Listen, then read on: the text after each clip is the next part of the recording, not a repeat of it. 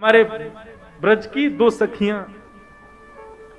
यमुना जल भरने गई तो दोनों सत्संग करती थी आपस में।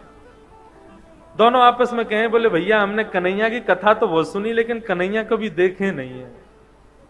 दूसरी बोली, अरे कन्हैया पता हो कहां रहे? बोले कहां रहे? वो संतन के पास रहे कन्हैया।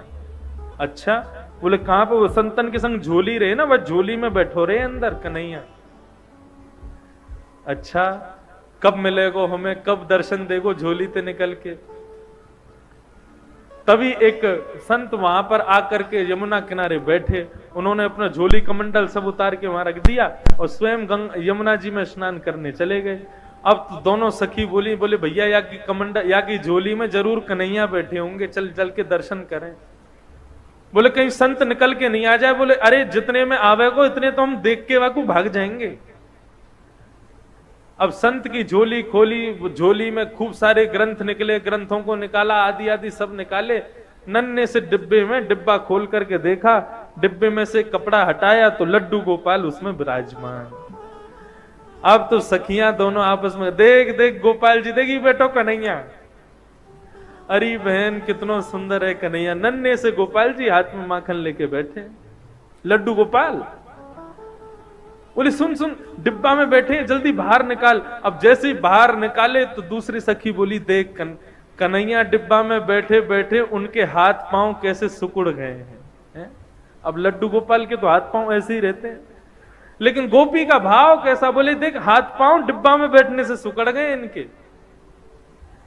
चल मेरे पास मक्खन रखो, इन्हें मक्खन से मालिश करके इनके हाथ पामन को सीधो कर दूं। अब तो मक्खन से जैसे ही मालिश करनी शुरू करी, करते करते करते करते लड्डू गोपाल भगवान खड़े हो गए, पैर भी सीधे हो गए, हाथ भी सीधे हो गए, कन्हैया खड़े हो गए।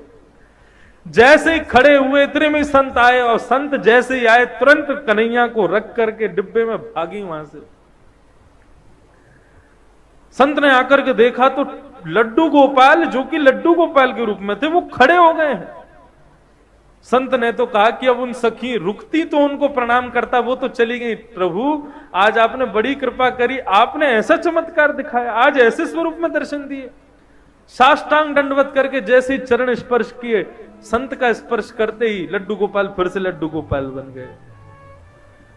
संत के नेत्रों से आंसू बहने लगे, 2-4 घंटे रोता ही रहा। बोले प्रभु उन सखियों को यह तक नहीं पता कि आपके भोग के लिए मंत्र क्या बोलना चाहिए, आपका स्पर्श कैसे करना चाहिए, आपका भोग कैसे लगाना चाहिए। ऐसी अबोध उन सखियों के भाव से आप सीधे हो गए, और मैं जिसने आपकी प्राप्ति के लिए घर छोड़ा, परिवार छोड़ा, सब कुछ छोड़ के सन्यासी बना, मेरे स्पर्श करते आप फिर से लड्डू गोपाल बन गए। क्यों? आपको मैं प्रिय नहीं हूं?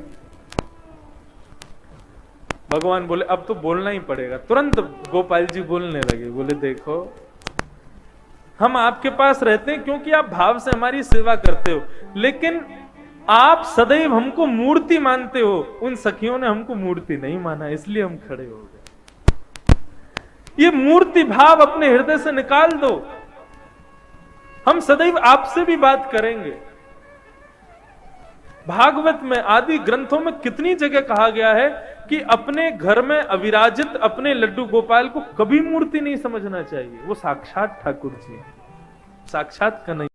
हरे ओम स्वस्ति न इंद्रो वृद्धश्रवाः स्वस्ति न पूषा विश्ववेदाः स्वस्ति नस्तार्क्ष्यो अरिष्टनेमिः स्वस्ति नो बृहस्पतिर्दधातु ॐ पयः पृथिव्यां पय ओषधेषु पयो दिव्यन्तरिक्षे पयोधाः पयस्वतेः प्रदिशः सन्तु मह्यम्।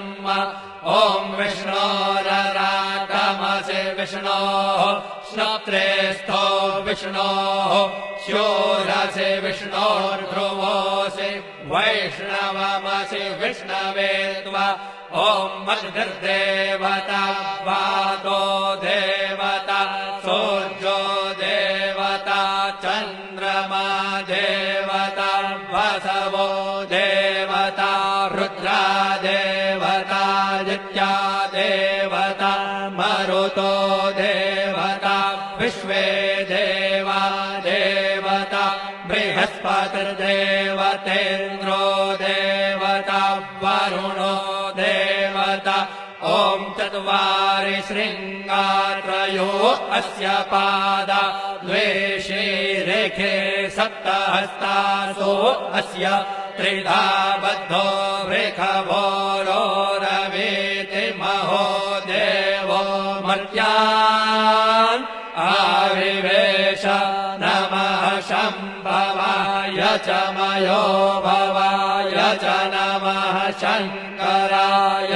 च मयस्कराय च नमः शिवाय च शिवतराय च आदित्यौरादितिरन्तरिक्षमदितिर्माता स पिता स पुत्रः विश्वे देवा आदितेः पञ्च जना आदितिर्जातमदितिर्जनित्वम् दीर्घायुत्वाय बलाय वर्चसे सुप्रजास्वाय सहसा अथो जीव शरदः शतम् यौः शान्तिरन्तरिक्षो शान्तिः पृथिवी शान्तिरापः शान्तिरौषधयः शान्तिर्वनस्पतयः शान्तिर्विश्वे देवाः शान्तिर्ब्रह्म शान्तिः सर्वतो शान्तिः